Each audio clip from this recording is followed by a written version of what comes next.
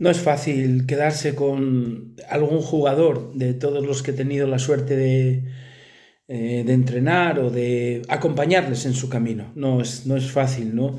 No es fácil, pero bueno, por señalar algunos, más que por lo que han conseguido, por cómo lo llegaron a conseguir, ¿no? Y por lo que uno sintió como entrenador de ellos en un momento determinado, en sus comienzos sobre todo, porque ha habido jugadores que a mí me han marcado mucho por cómo eran en sus comienzos y luego tuve la suerte de ver sus continuidades cuando ya no estaban conmigo, ¿no? Pongo el ejemplo de Salomón Rondón, por ejemplo, cuando bueno, pues decidimos traerlo de Venezuela para la Unión Deportiva Las Palmas. No había cumplido todavía los 18 años. No era fácil porque de aquella no existía el tema de los comunitarios, había tres extranjeros y el resto pues eran jugadores nacionales.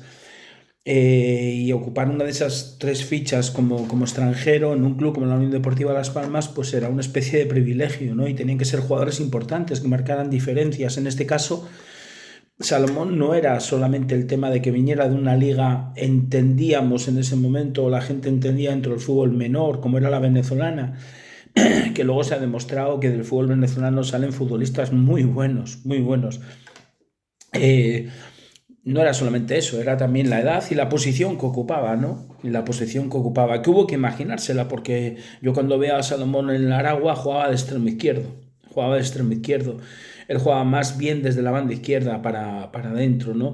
Y nosotros estábamos buscando un delantero centro, estábamos buscando un jugador de área. Y yo me lo había imaginado pues como jugador de área. Luego es cuando paso a ser entrenador y pues ahí me toca vivir los primeros pasos en Europa de Salomón Rondón ya como entrenador, ¿no? ¿Y qué me queda de Salo? Pues me quedan dos cosas, ¿no? Lo que yo viví junto a él, que fue un momento muy complicado porque fue el primer año de adaptación del muchacho a un fútbol pues con otra exigencia, un niño prácticamente muy lejos de su casa, solo, a pesar de que intentábamos todos acompañarle, porque los capitanes de la Unión Deportiva de Las Palmas estaban todos muy pendientes de él, yo también estaba muy pendiente de él. Bueno, ¿qué fue lo que más me llamó la atención? Pues que el chico tenía muy claro, estaba muy focalizado. De hecho, yo recuerdo una conversación que un día tuve con él. Yo dije, estás un poquito triste, me dicen los compañeros que no sales nunca con ellos.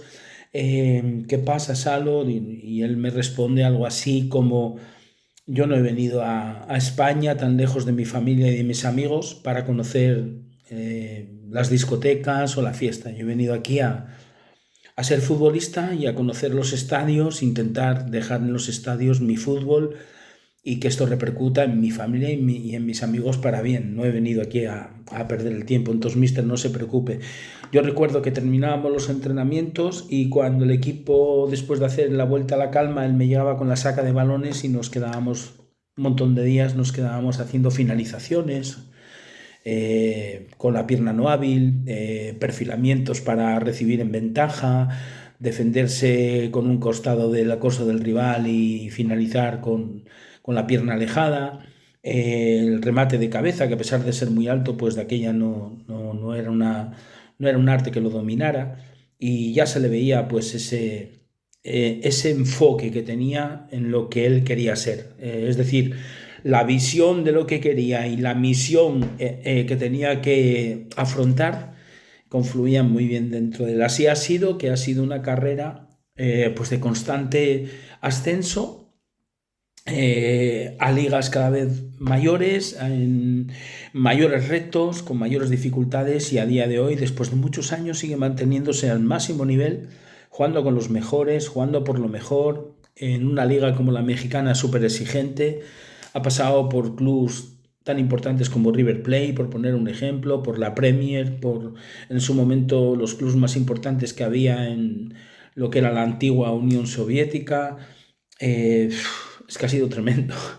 Ha sido tremendo. Siempre ha seguido sonando para aquí, para España. Entonces, pues bueno, yo no sé si quedarme con él, pero podría nombraros pues a Nacho Cases, que es una historia de un muchacho que el fútbol parecía que lo tenía ya aparcado para el fútbol de tercera división en los filiales del Sporting de Gijón y de repente pues fue una explosión como si el Teide hubiera de repente reventado y empezara a echar lava para arriba y que hubiera mejorado todavía la isla, ¿no? Pues Nacho Cases pasó de ser un jugador que iba a ir a tercera división a de repente ser protagonista en la salvación del primer equipo del Sporting en primera división y a partir de ahí hacer una carrera en el Sporting en la que llegó a ser capitán y sobre todo líder de ese Sporting de los Guajes, ¿no? Que nos tuvo en unos años ahí muy importantes en la primera división con un equipo muy joven donde él era el máximo representante del sentido de pertenencia a un club como el Sporting, ¿no?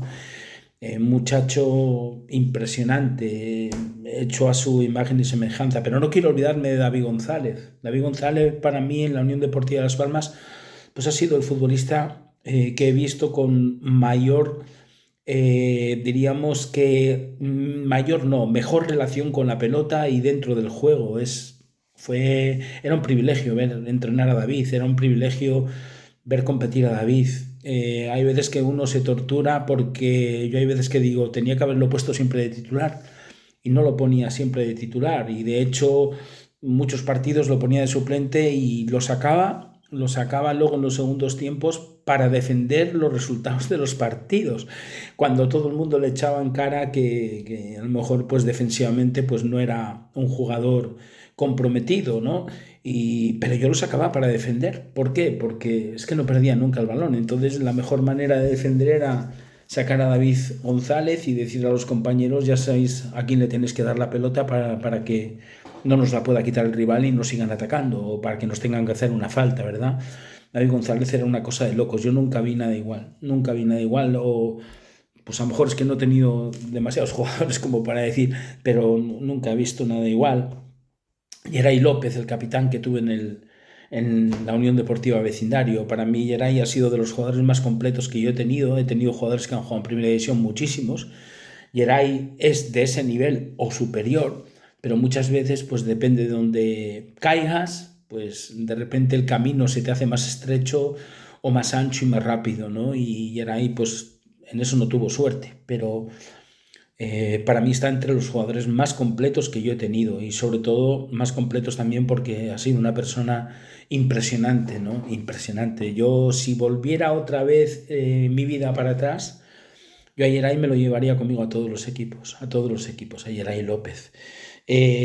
Naucet Alemán, era un chico que todo el mundo hablaba de su calidad, de su golpeo. Siendo derecho, yo tuve otro jugador en el Sporting de Gijón que sigue jugando, que es Juan Muñiz, que hablaban de la zurda de Juan Muñiz, por ejemplo, y son dos jugadores que yo para mí son mucho más que un golpeo de balón, son mucho más que un experto en tirar faltas o en tirar córneres. Eran dos jugadores para mí bestiales.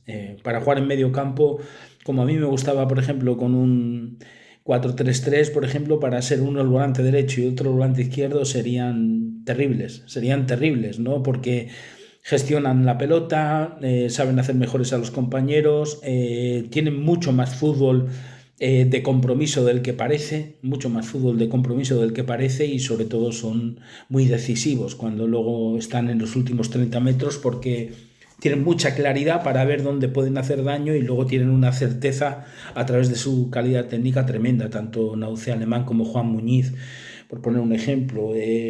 No lo sé, pero por ejemplo en mis comienzos en el Sporting de Gijón, pues no puedo olvidarme de que tuve la suerte de entrenar a un mundialista como fue Juan Carlos Abranedo, el portero, que tuve la suerte de entrenar a Lediakov, que era un media punta ruso impresionante, de entrenar a Cherichev, un extremo ruso también impresionante.